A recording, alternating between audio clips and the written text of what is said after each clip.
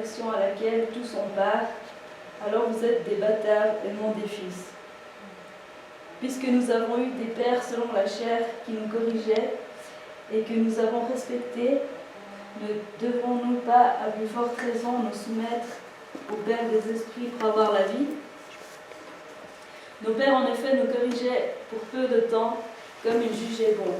Mais Dieu nous corrige pour notre véritable intérêt, afin de nous faire participer à sa sainteté.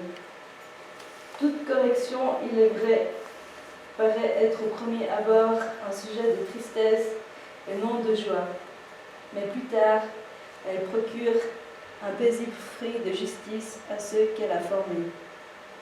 C'est pourquoi redressez les mains abattues et les genoux paralysés, que vos pieds suivent des pistes droites, afin que ce qui est boiteux ne dévie pas, mais plutôt soit guéri.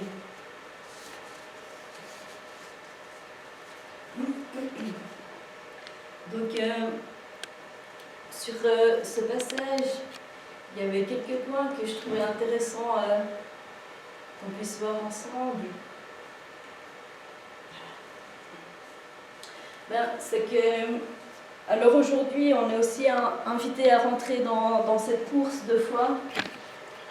Du moment qu'on décide de suivre Dieu, c'est vrai qu'il y a du combat, il y a des épreuves, le chemin il n'est pas facile. Et, comme on peut voir au verset 1, rejetons tout fardeau et le péché qui nous enveloppe facilement. Donc le fardeau, en grec, ça se dit ogkos. Et puis sa définition, c'est une protubérance, une masse, un volume. Donc ça voudrait dire que le fardeau, enfin nos soucis, pour nous, ça pourrait être comme une entrave, un poids. Donc j'ai pris ça pour représenter nos soucis, ce fardeau. Donc oui, je peux continuer ma course, mais du coup, c'est pas facile avec ça. Donc voilà.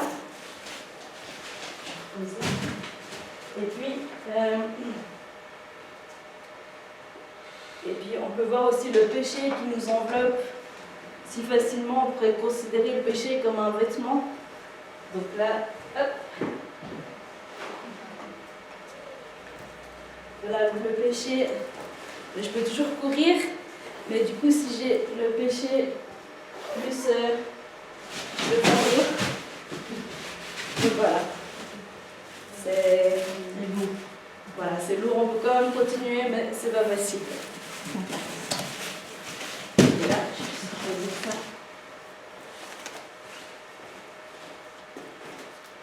Et puis, qu'est-ce que ça pourrait être le péché dans ce texte?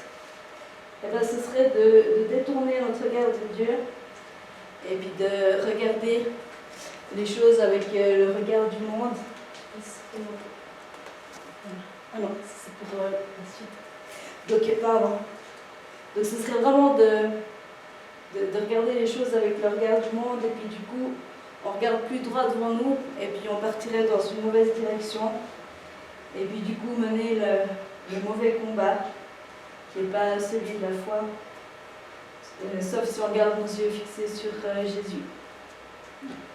Alors il y a des fois même où on s'arrête et puis on regarde pour regarder nos soucis et puis du coup ça nous empêche de continuer à avancer. Donc je voulais vous dire par rapport à ça, il y a quelques années en arrière, je sortais beaucoup, je faisais souvent la fête et puis ça me rendait heureuse. Et puis finalement toutes les personnes qui étaient autour de moi, ils faisaient la même chose, donc du coup, en plus j'avais tellement de soucis que ça me confortait dans cette direction.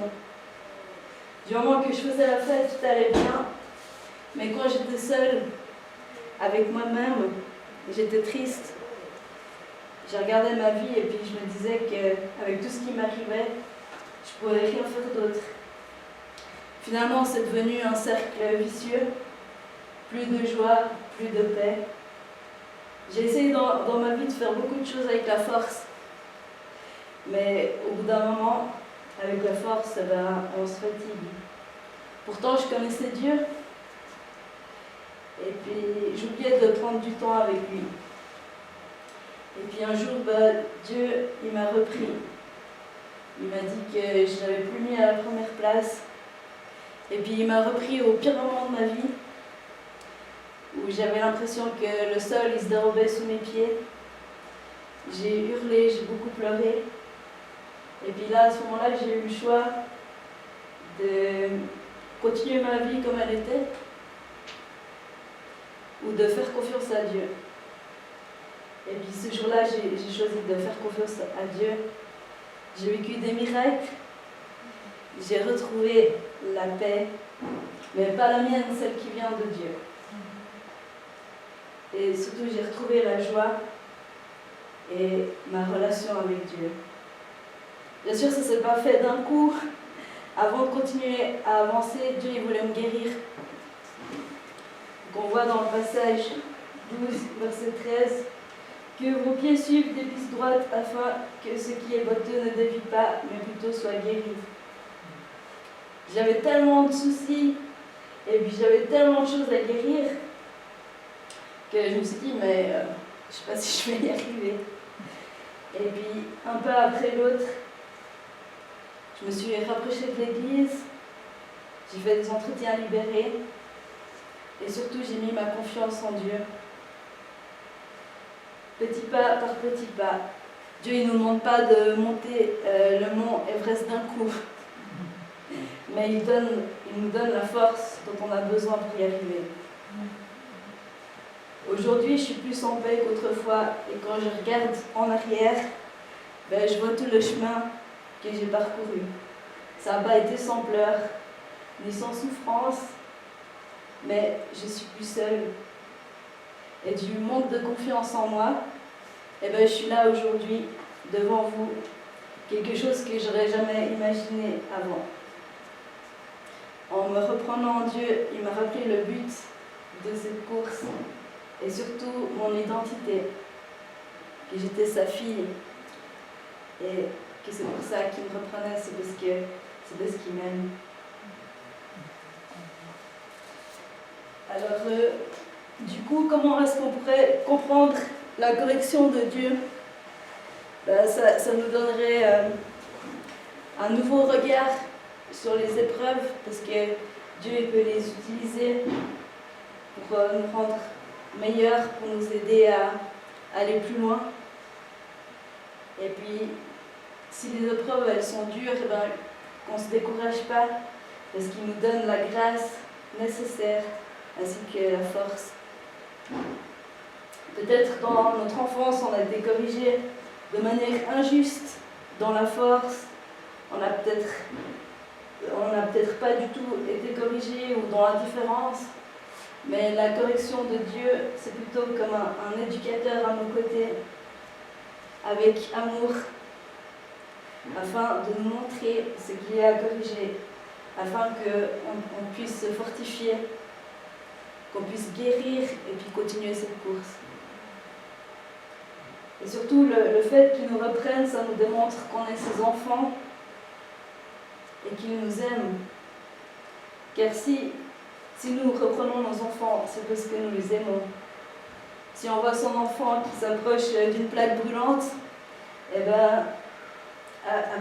dans l'amour, on peut lui dire vas-y pas parce que ça va te brûler. Évite de la toucher. Et puis s'il le fait quand même, on sera là pour le consoler et puis le soigner. Dans le passage Hébreux 12, verset 8, « Mais si vous êtes exempts de la correction à laquelle tous on part, alors vous êtes des bâtards et non des fils. » C'est une phrase assez choc comme ça. Et puis j'ai regardé en grec, exempt, ça se dit choris, ça veut dire séparé à part. Donc ça voudrait dire que si on n'a pas cette correction, ça veut dire qu'on serait à part de Dieu, séparé de Dieu. Donc voilà, c'était vraiment un encouragement ce matin par rapport à Dieu, il nous aime. Et puis il a envie de nous montrer, des fois il met le doigt sur certaines choses dans nos vies, mais plutôt avec amour, parce qu'il a envie qu'on puisse continuer cette course et puis qu'on puisse arriver au but. et puis mener aussi le bon combat. Donc voilà, du coup j'aimerais qu'on puisse prier ensemble par rapport à ça.